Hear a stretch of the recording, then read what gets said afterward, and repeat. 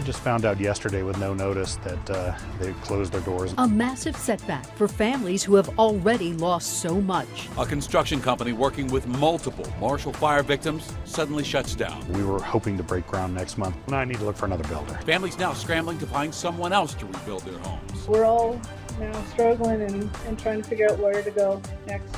It's scary. Which way will the Colorado Senate go? There are some districts that are flippable. We're counting down to the midterms with an in-depth look at the most competitive races that would determine the fate of the state Senate. There's just not that many really close districts in the seats that are open for election this year. And Mac is coming back. 8 years is so big to stay on your team. App star Nate McKinnon says there's no place he'd rather be than right here in Denver. It was more just about being here forever. Good evening, and thank you for joining us for Denver 7 News at 6. I'm Ann Trujillo. And I'm Shannon Ogden. Glad you're with us tonight. The Marshall Fire destroyed more than 1,000 homes, and now people trying to rebuild have a new obstacle. Well, our consumer investigator Jacqueline Allen is breaking this story for us tonight. So a home builder that actively recruited these Marshall Fire victims just stopped. It's wild. The hits keep coming for these poor people. You know, we found statewide restoration signs all over Louisville today, but the company's website is down. The CEO is not responding to us, and people who've already lost everything are being told they have to start all over again. It's a nice neighborhood, and it will be again. Rebuilding after the Marshall Fire has been one step forward Statewide sign, that'll be coming down. and often 2 steps back. You thought they were going to break ground next month. Yes. To rebuild his home, Daniel Heselius hired Statewide Restoration, a California-based company aggressively targeting Marshall Fire victims. That block party sign's kind of telling, isn't it? But Contact Denver 7 has heard from several Marshall Fire victims that statewide employees are now calling them, saying the company suddenly shut down last week, laying off dozens of employees, leaving customers on their own. So now we got to go back, not to square one because we have the design of the house, but we need to go find a builder and go through that whole process again. I felt like I went right back into the emotions right after my house burnt down. Becky Navarro got the news this morning from a statewide employee and says it's more than just a setback. The insurance company pays for your rent for 2 years, and I was just going to barely make it and get into my house. So we're all now struggling and trying to figure out where to go next. It's scary. If you are a victim of the Marshall wildfires in Colorado and need assistance. Statewide's message, still targeting Marshall Fire victims, goes to voicemail. Hi, this is Jacqueline Allen. We found their showroom in Aurora is closed. We did some digging, and this company has been under fire before. Burned insulation. In 2020, reports of delayed projects, unhappy customers, and a suspended license in Colorado Springs. But Marshall Fire victims tell Contact Denver 7 they felt confident because the company had big money behind it.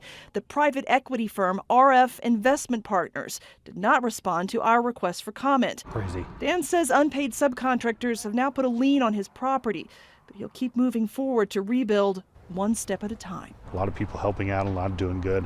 So I think the goods outweighed the bad.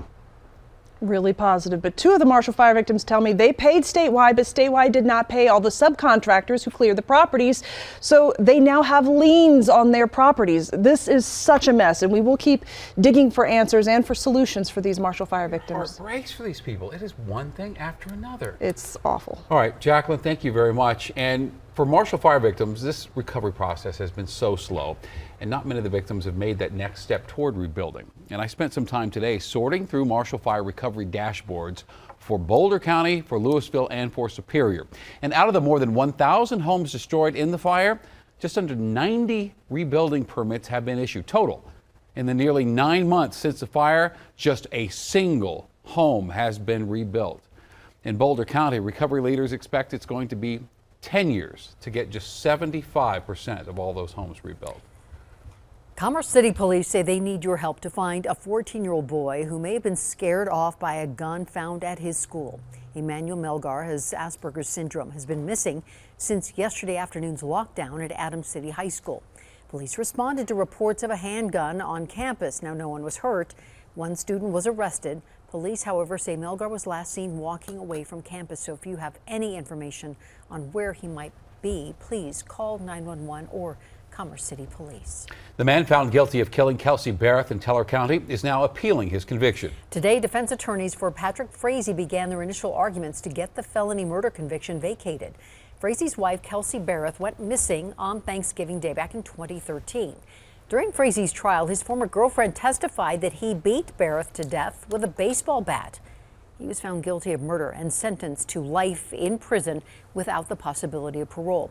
And it could take months before an opinion on Frazie's appeal is issued by the court.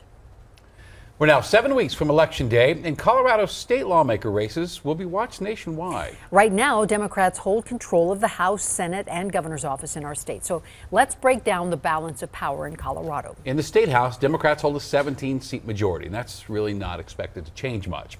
Now, what Republicans have their sights set on is the state Senate. Denver 7's Megan Lopez digs into why Senate seats could more easily turn this year.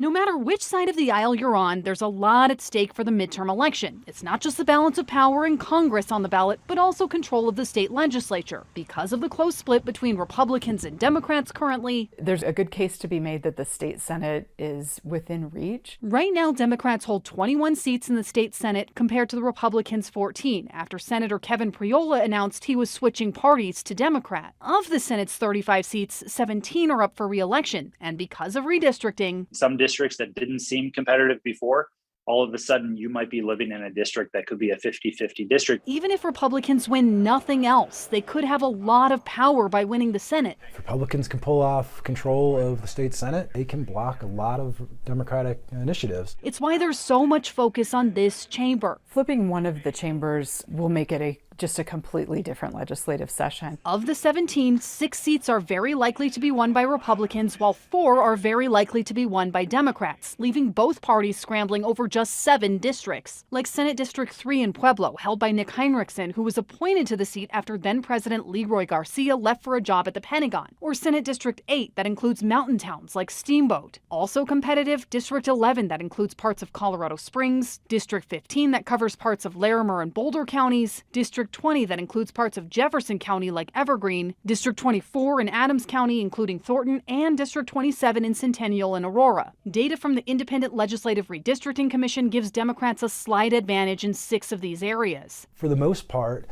there aren't that many options for Republicans to pick up. There's just not that many really close. Money is another major factor. The spending is remarkable this year. I mean, I think we are already setting records. As of a September 19th financial filing, the Republican candidates in those 7 races raised a total of $848,000, while those 7 Democrats have raised a combined $985,000. Your money goes a lot further in a state legislative race. Independent committees have invested millions more in these races. There are folks that are giving that are playing at a level that we have never heard of before. So despite a packed ballot this year, the state Senate might be the one to watch. Megan Lopez, Denver 7. The Garfield County Sheriff is being investigated for alleged campaign violations. The Secretary of State's office is looking into whether Sheriff Lou Valario broke the law by using his office's public resources to encourage voters to support Lauren Boebert for Congress. The complaint has been obtained by Denver 7. It was filed by a political action committee trying to unseat Boebert. The Secretary of State's office is giving Sheriff Valario 10 days to respond to this complaint. Well, Colorado will now let you pay your taxes with cryptocurrency. Governor Polis made the announcement yesterday during an event for Denver Startup Week. The governor originally said last year he hoped to make the state the first to let its residents use crypto to pay their taxes. Now, coincidentally, Bitcoin, the most popular cryptocurrency, hit a 3-year low last weekend. So Coloradans wanting to pay their taxes with crypto can do so online through the State Department of Revenue.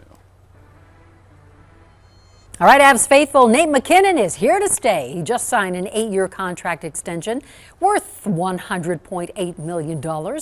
And with this new extension, MacKinnon is now the highest paid player in the NHL. And Denver 7 sports anchor Lionel Bienvenu begins our coverage tonight, breaking down this huge deal. So MacKinnon said with this extension today that he hopes to be an Avalanche for life. That's the plan, and he's Sounds now signed good. for the next 9 years, and he's all about winning multiple Stanley Cups during that time. He signed that new deal late this afternoon. There it is. After playing in the Avs charity golf tournament down at the Ridge at Castle Pines North, it's got to feel good looking down and seeing $100.8 million on that paper. Joe Sakic signed his part of the deal. He's the guy that got it done with help from GM Chris McFarland and Josh Kroenke. As the Big Four posed for a nice picture, Nate told us staying in Colorado for the rest of his career. That's exactly what he wanted. The 8 years is so big to stay on your team and,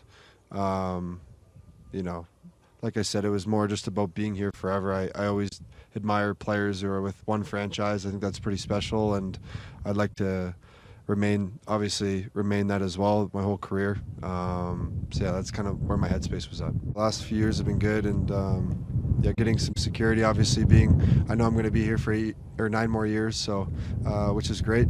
Yeah, everything about it I feel really good about.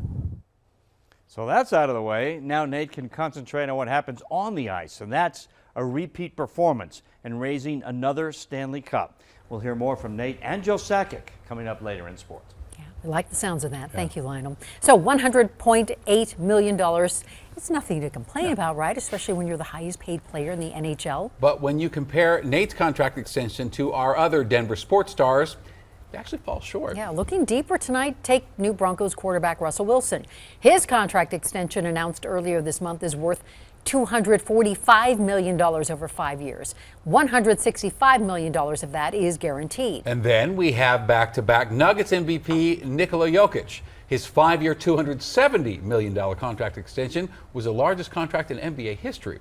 So McKinnon's extension, he's making about $150 million less than the other big sports stars with major contracts here. And as a reminder, the Avs are the only major league sports team in Denver that has won a championship within the last 6 years.